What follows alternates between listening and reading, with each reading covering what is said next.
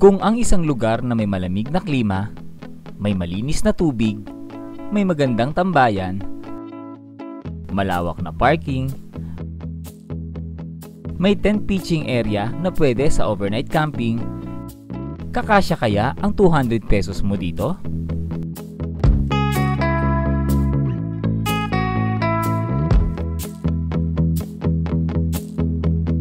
Kaya samahan ninyo akong bisitahin ang isang campsite na affordable sa taas ng isang burol. Ito ang Valeras Peak na matatagpuan sa kilometer 89 Marilaki Highway, Santa Maria, Laguna. Kaya ano pang hinihintay nyo? Let's go! Ryzen!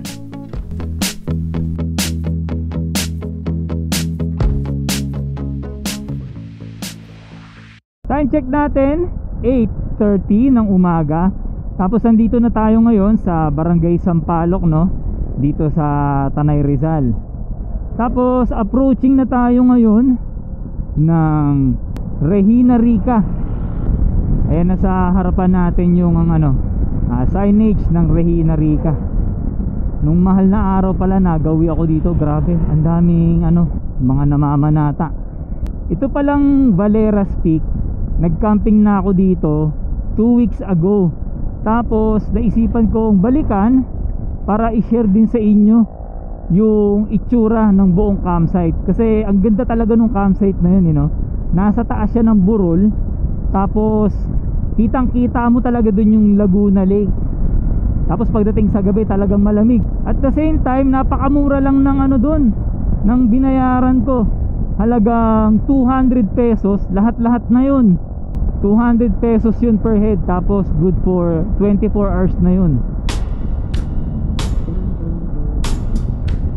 Ang ganda talaga ng lugar na to, no? Yung mga puno, tapos yung sun rays sa harapan. Ang ganda.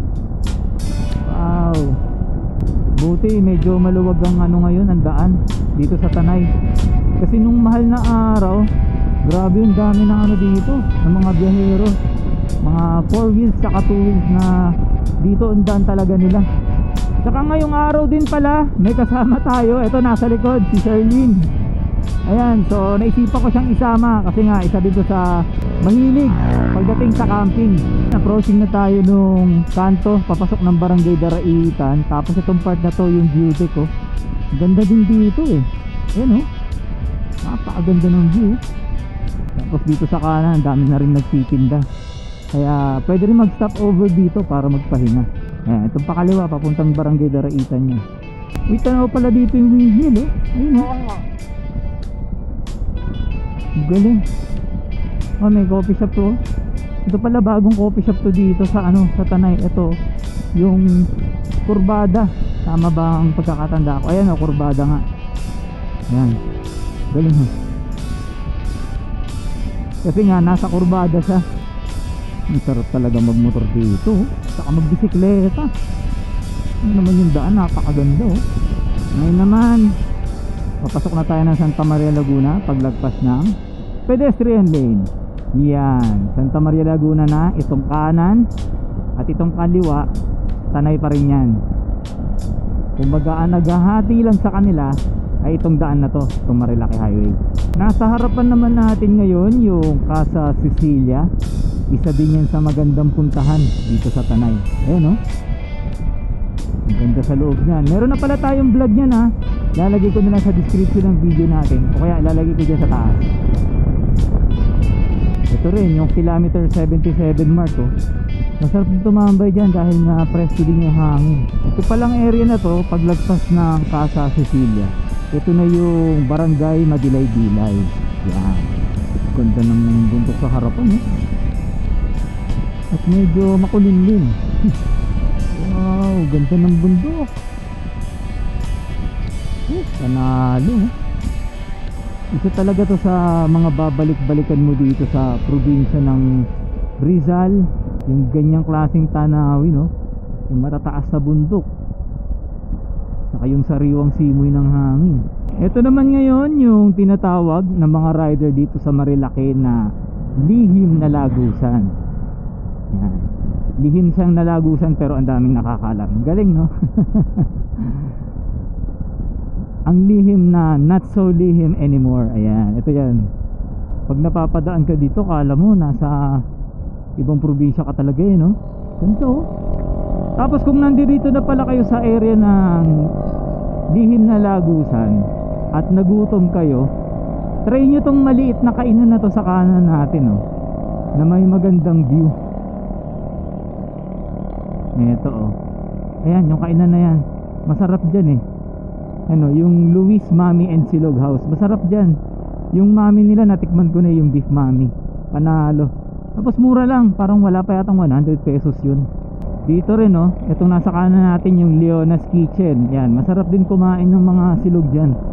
Tapos meron din sila dyang libreng kapeng barako. Dito din, oh. Masarap tumambay dito sa view deck na to sa Santa Maria, Laguna. Ayan, oh. Daming rider. Tapos may mga kainan din sa gilid. Ilang metro lang mula dun sa view deck, ito nyo naman makikita yung signage ng Santa Maria, Laguna. Tapos dito maraming tumatambay din dito ng mga biyahero, kasi nga maganda rin yung lugar. Ayan, oh. O diba, may mga ilang rider na nakatambay. Tapos yan sa gilid, oh. Yan, pwede kayong ano dyan, magpalipas ng maghapon. Saka dito sa area na to, malamig. Kaya kung mapapansin nyo, may mga pine tree din. Kung mapapansin niyo, ayan, oh, madami siyang nakalagay na solar lights. Ayan, oh.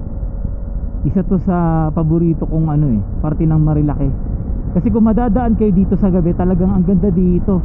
Tapos maliwanag, gawa nga ng hindi ganong magkakalayo yung mga ilaw, yung mga poste ng ilaw. Ayan, oh, ganda.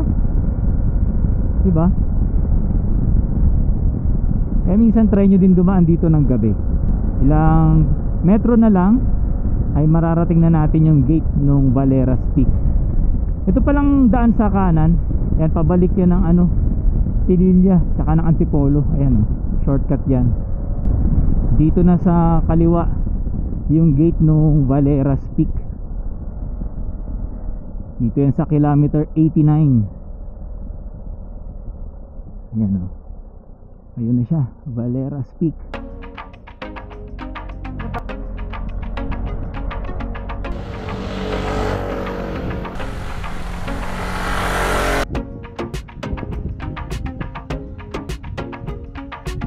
Okay, so nandito na nga tayo sa loob ng Valeras Peak. Ito yung kanilang parking lot. Malawak yung kanilang parking lot dito. Ang problema nga lang, mula dun sa baba, medyo may katarikan yung daan. Ito siya, oh. Medyo matarik yung daan dito, kaya medyo mag-ingat kayo. Tapos dito sa parking lot, meron ditong naka-ready na lamesa at saka upuan na pwede nyo rin naman tambayan. At ang kagandahan nun, habang nakatambay kayo dyan, eh matatanaw ninyo yung mga kabundukan, pati na rin yung ilang parte ng Laguna Lake.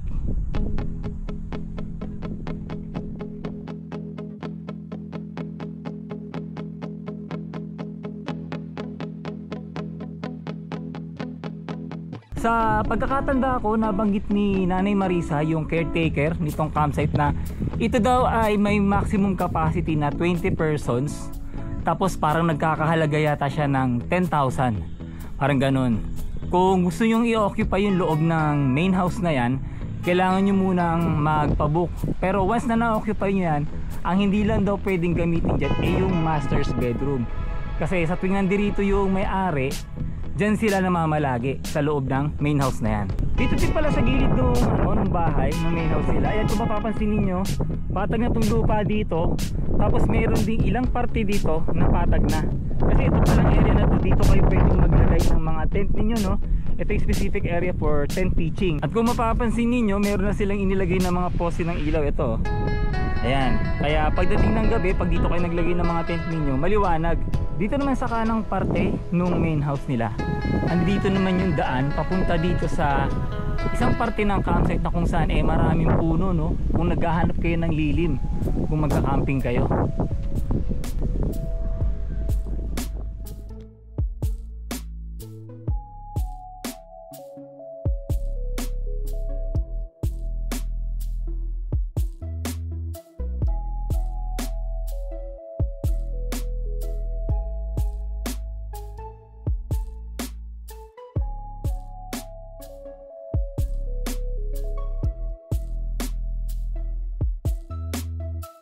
Tapos mula dito sa area ng tent pitching na kung saan nasa ilalim ng mga puno, dito naman matatagpuan yung isang area nila na sementado, tapos may mga naka-ready na rin na lamesa tsaka upuan.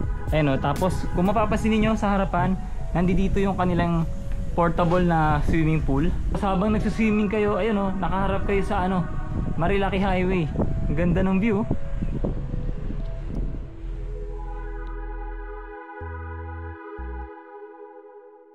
Ito naman yung kanilang A-house na good for 8 packs. Yan, pasukin natin ngayon at tingnan natin kung ano yung nasa loob niyan.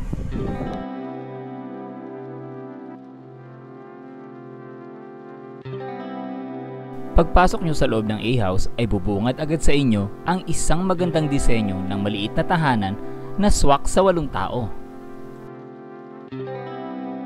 Meron na rin pala itong malinis na CR sa loob na may malinis na tubig at moderno na rin ang disenyo.